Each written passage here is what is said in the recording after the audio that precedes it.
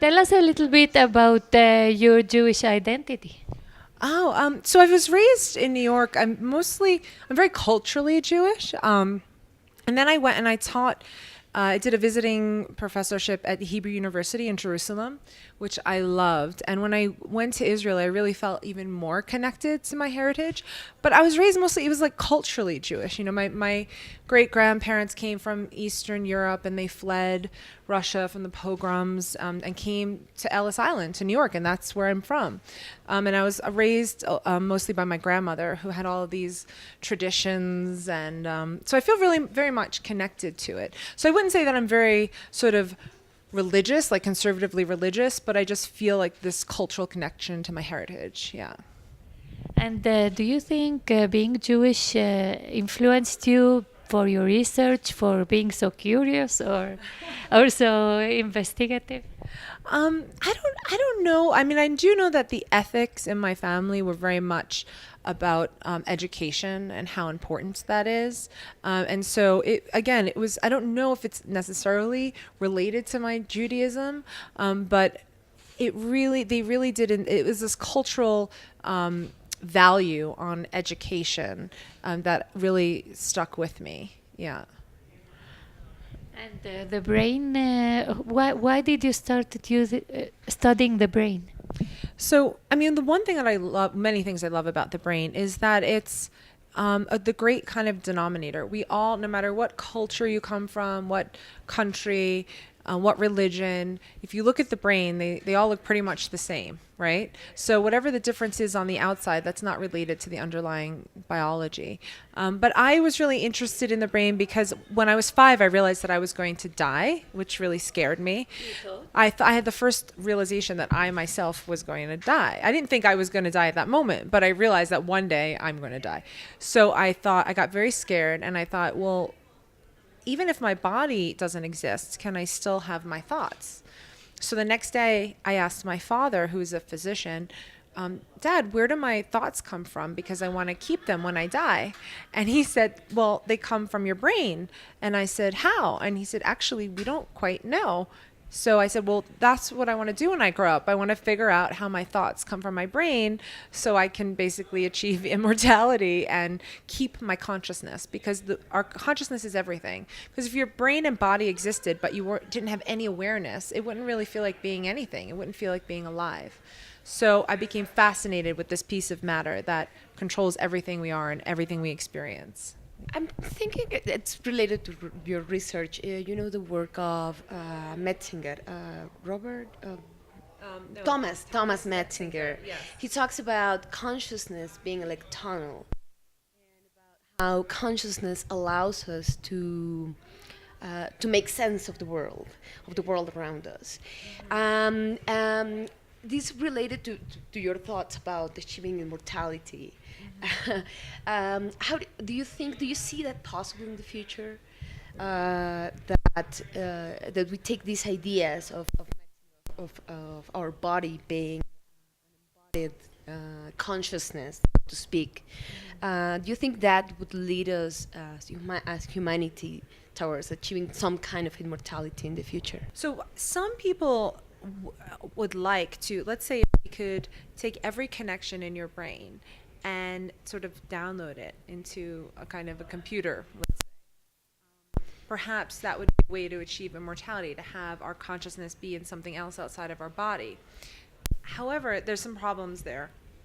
First of all, if you were to do that, let's say right now, if we were to download your thoughts into a computer right now, you would still exist, right? It would be something different. It wouldn't necessarily be you, and it wouldn't necessarily be conscious. Okay, so it's like if you tried to simulate the weather in a computer, you can do a weather simulation, but it wouldn't actually feel wet. So I think there's something special about the organic material that it's instantiated in that gives us consciousness, that it's part of a biological being that evolved over time. And I'm not quite sure if you put those same actual connections in silicon, let's say, and this is functionalism, meaning that if it has the same function, might still do the same thing. But I think there's something about the material that it's in. So if you could create a neuromorphic computer, like basically build a computer that's sort of like the brain, it might feel like something to be that, but I don't think it would feel like what you are now. Okay. And I have a question. This is the day of knowledge. Yes. And knowledge is a very loaded word because it can mean different things to different people. And we also live in the society of information. There is a difference between information and knowledge. How would you express that difference? So I think that information and knowledge are related, but knowledge of, say, facts is a form of information. But when I talk about something like wisdom, I think it's more of what we're talking about. It goes beyond that. It's not just having the knowledge of the facts, but it's understanding how they relate to your experience and your history and to common sense and rational thought. And so there's information, or just what we might say knowledge of facts, and then here we're in a day of knowledge. I would call it a day of wisdom. It's about taking those facts and interpreting them and putting them into context, depending on what's gone on before us and what's going to go on in the future. So a computer can know information, can know facts, but it's not that smart in the sense of just common sense. And that's what we have. It's the way in which we put those facts together and how we interpret them with our experience. If you have contact with words or with music or notes, which one activates the most? Right. Or which ones have your prefrontal cortex to activate even more, to filter the... Right. So it's less about amount of activation and more about the pattern of activation.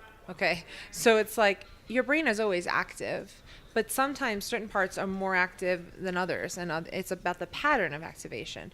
So what we see is that regardless of whether it's freestyle rap, which involves language and words, so in freestyle rap, you'll see the language areas lighting up, and when someone's doing jazz improv, you'll have areas involved in music lighting up, right? But what's the same in those two kinds of conditions is that the pattern of activation within the prefrontal cortex looks the same, regardless of the art form. So it's that you're decreasing that filter system in your brain and you're increasing the activation from the medial prefrontal cortex, which has to do with the internal generation of ideas. So whether it's music or writing or whatever, you're still going to see that pattern we predict in the prefrontal cortex. The things that will be different are in the other parts of the brain. So if it's writing, you're going to have areas involved in language that are active. If it's music, you're going to have musical parts active. But the creative part, that might be the same across all different art forms. The pattern that's in the prefrontal cortex. Okay. One of the bases of our knowledge of the outside world and how we connect with it. In this case, how does the pituitary gland it affects the flow state and the brain as you studied, and if this can hold the consciousness or even what they call the soul, and if the pineal gland. But the thing is that like machines, even though they can achieve consciousness and they can achieve not real consciousness, intelligence and can feel pain, as you said it. Is there a difference on this kind of gland? Well, I don't think machines can feel pain. I don't think they can feel pain. I don't think they can feel anything. But I think that... You showed Westworld and I was like... Oh, yeah. I don't think they can feel pain, but I think that they have intelligence. Westworld is... Maybe eventually they will be able to feel pain. That's sort of if they evolve to that level. The pineal gland is... Basically, Descartes was the one who thought that is the place in the brain where the soul comes together with the brain in the pineal gland. He just picked that for some reason. There's not really truth to that. So maybe that's a lingering myth. But these subcortical areas like the pituitary gland and the pineal gland, they're involved in metabolism and day-night cycles and things like that. But how important they are in terms of creativity, there's not a huge amount of evidence to show that they are, but they're very hard to image. They're very small and they're subcortical, deep in the brain. So a lot of neuroimaging is looking at the cortex, which surrounds the brain, and some subcortical areas. But the pituitary gland, the pineal gland, they're hard to really image and see changes in activation, and they don't tell you much in terms of what's happening with creativity. So I wouldn't say that there's a huge connection there. Do you think art it comes from the creativity.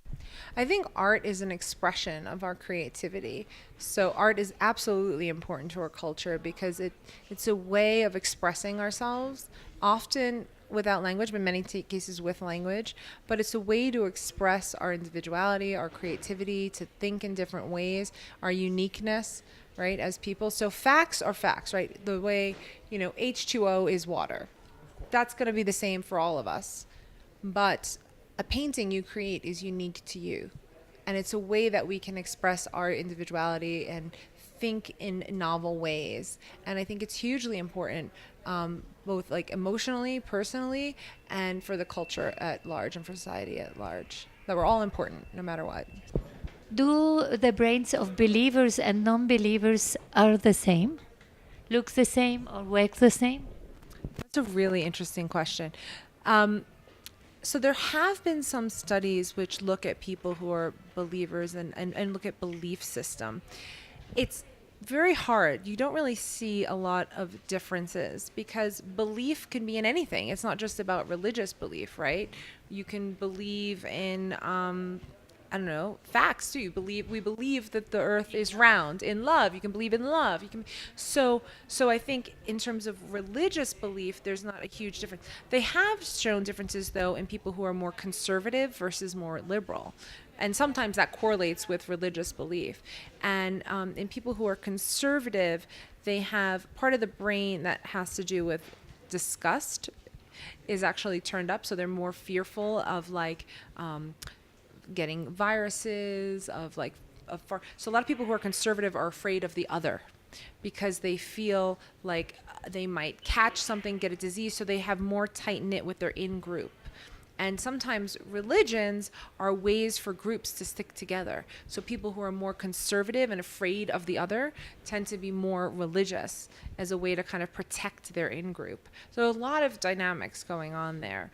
And belief can be as strong you can believe in, let's say, Judaism, or you can believe in Christianity, or you can believe, so the strength of the belief might be the same across the board, but it could be a belief in many different things. And so it's very hard to see that in the brain. But in many Nobel Prizes are Jewish. Why? Is there something in the brain? Or sometimes they say because we have been pursued so much and we need to make up for it, or be better than the others, or be, I don't know, maybe clever because we have to escape or something like that, survive. But is there a difference, brain-wise? There was this very controversial book by someone named Charles Murray who, he basically was talking about there being a bell curve in terms of IQ, and at the very top of it were Ashkenazi Jews, but this is very controversial. So I wouldn't go necessarily by that, but I would say that I think culturally, number one is survivor. Those who survived might have had more ingenuity, have more creativity to figure out how to escape, how to go. They were more adventurous, right? My great-grandmother escaped from the pogroms in Russia and Poland to come and never saw her parents again, came to the United States. And so there's a certain type of people, a certain type of tenacity. Also, what I think, just going way back in history in Jewish culture, is that the rabbi was always the most revered person in the community, right? And going to yeshiva. And that was all about studying texts, right? And those who became the rabbis or the most respected people in the community tend to be the ones who had the most children, right? Because they were so having intelligence and able to study these texts and interpret the text was something that was prized in the community. So if you think about that going on over evolution, over time, and as I said, even in my family, doing well in school and having an education was the most important thing. And so it could be that within this small community of people that was the trait that we valued most, and that over time those who had it had the more children, and from an evolutionary perspective it could have evolved in that way. What is the most important lesson your grandmother gave you? Oh my goodness, my grandmother. I love this. That's such a Jewish mother. My most important lesson that my grandmother gave me, there are a couple. One thing she said to me, which I often still refer to, is that whenever I feel I don't know, in hard times or times of trouble, she always would say, "This too shall pass," right? Because things will pass. It will pass. And that always helped me a lot. And she also taught me to never be afraid or intimidated by anyone. And this is going to be a very crude one, because when I was starting the university and I had to start giving lectures and I'd be intimidated by the professors or whatever, she said, you know, they all go to the bathroom just like you and me. Just remember that. They all take a dump just like you and me. And it was the great leveler, because we're all people. It doesn't matter. So if I talk to Nobel laureates or, you know, professors or billionaires or whoever, none of it matters. They're all the same as you and me. And so not being intimidated by people was one thing. And just be strong, survive as a woman. She was a great role model. She ran her own construction company and did things. And she said, never let anyone hold you back. Never let anyone tell you no. You just keep going until someone tries to stop you. And even then you keep going. So very strong, determined. Yeah, I mean, there's so much. I could go on about my grandmother forever. But this too shall pass often comes up a lot when I think about her. Yeah. Thank you.